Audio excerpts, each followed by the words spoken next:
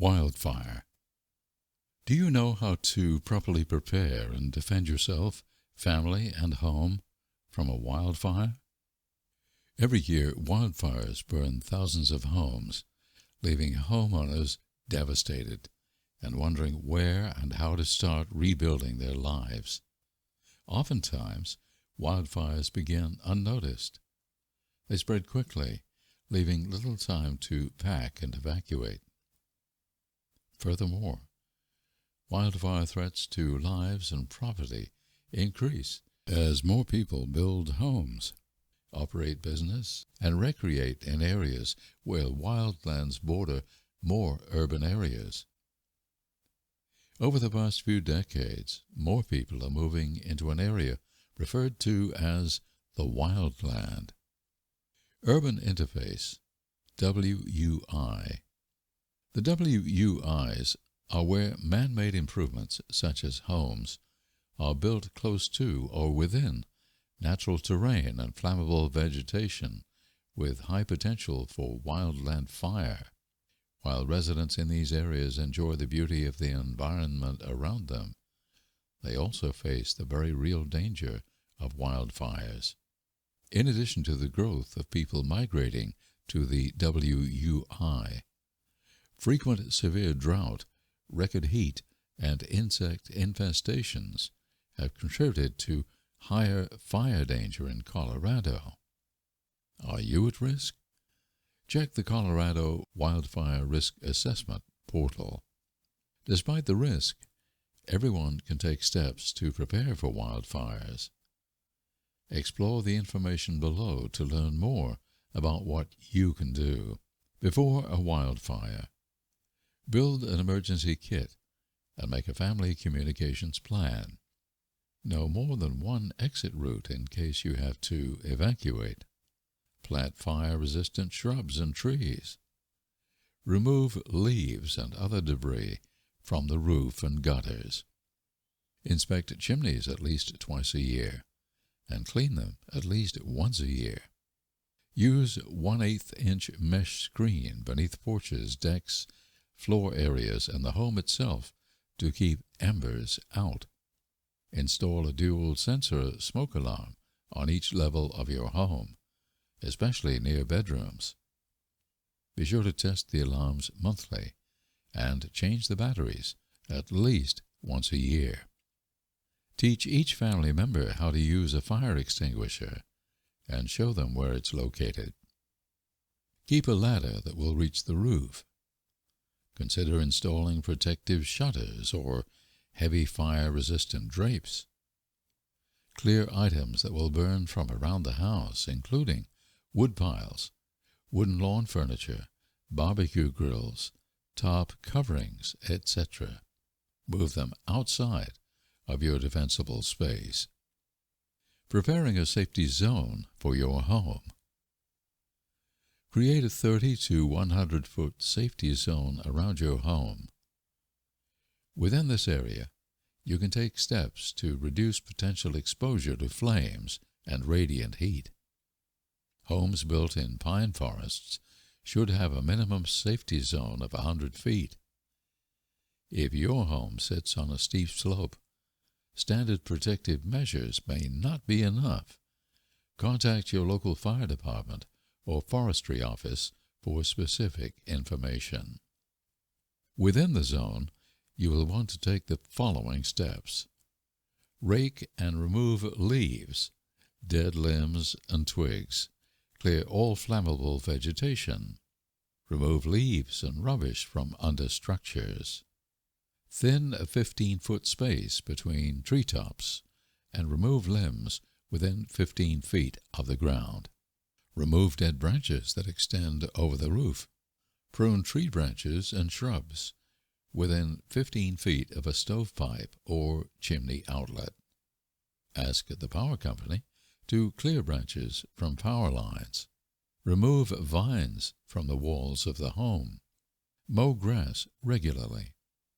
Clear a 10-foot area around propane tanks and the barbecue.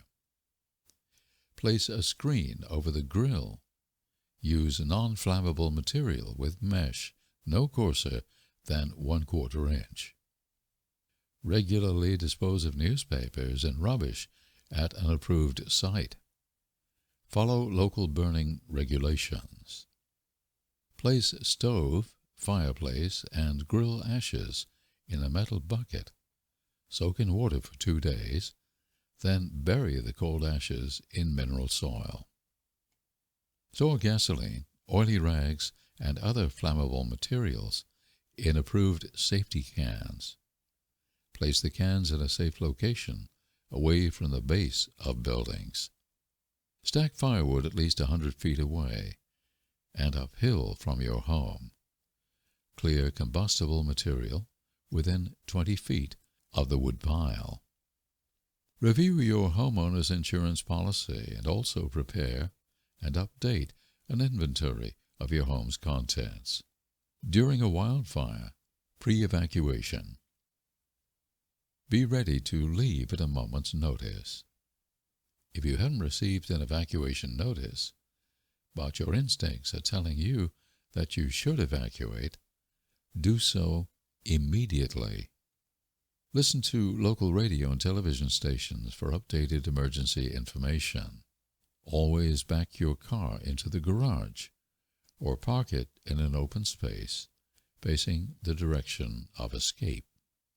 Confine pets to one room so that you can find them if you need to evacuate quickly. Arrange temporary housing at a friend or relative's home outside the threatened area in case you need to evacuate. Wear protective clothing when outside. Sturdy shoes, cotton or wool clothes, long pants, a long-sleeved shirt, gloves, and a handkerchief to protect your face. Place valuable papers, mementos, and anything you can't live without inside the car, ready for quick departure. Any pets still with you should also be put in the car. Close outside attic, eaves, and basement vents, windows, doors, pet doors, etc. Remove flammable drapes and curtains.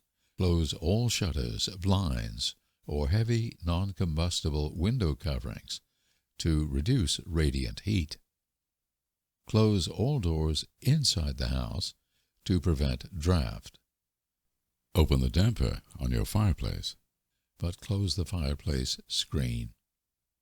Shut off any natural gas, propane, or fuel oil supplies at the source.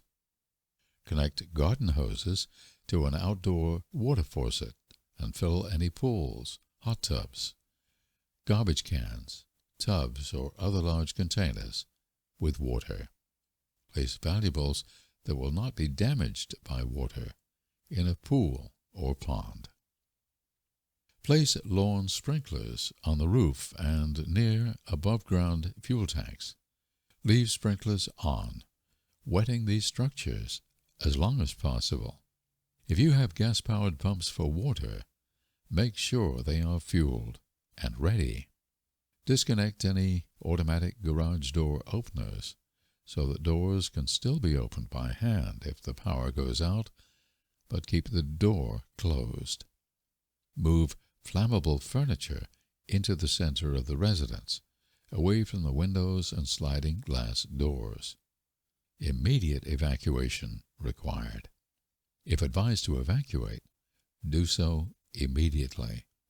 Take your emergency kit, lock your home, and choose a route away from the fire hazard. Watch for changes in the speed and direction of the fire and smoke. Inform someone of when you left and where you are going. If you see a wildfire and haven't received evacuation orders yet, call 911. Don't assume that someone else has already called. Describe the location of the fire. Speak slowly and clearly, and answer any questions asked by the dispatcher. Go to a designated public shelter if you have been told to evacuate, or if you feel it is unsafe to remain in your home. Check coemergency.com for shelter information, or go to your local emergency management website. If you are with burn victims or are a burn victim yourself, call 911 or seek help immediately. Cool and cover burns to reduce chance of further injury or infection. After a wildfire, do not return to your home until fire officials say it is safe to do so. Use caution when entering burned areas, as hazards may still exist, including hotspots, which can flare up without warning. For several hours after the fire, maintain a fire watch. Recheck for smoke and sparks throughout the house, including the attic. If you detect heat or smoke when entering a damaged building, evacuate immediately. Avoid damaged or fallen power lines, poles, and downed wires. Watch for ash pits and mark them for safety. Warn family and neighbors to keep clear of the pits also. Watch animals closely and keep them under your direct control. Hidden embers and hotspots could burn your pet's paws or hooves. Remain calm, pace yourself, and listen carefully to what people are telling you, and deal with urgent situations first. Contact your insurance company if there is any damage. More wildfire information, references, resources, and more information. Ready.gov Wildfires. Ready, Set, Go. Surviving Wildfire. Colorado Wildfire Risk Assessment Portal. Colorado State Forest Service. National Interagency Fire Center. U.S. Fire Administration. U.S. Forest Service. National Fire Protection Association. Rocky Mountain Insurance Information Association. Firewise. Fire Adapted Communities. Red Cross Wildfire Preparedness. INCIWeb.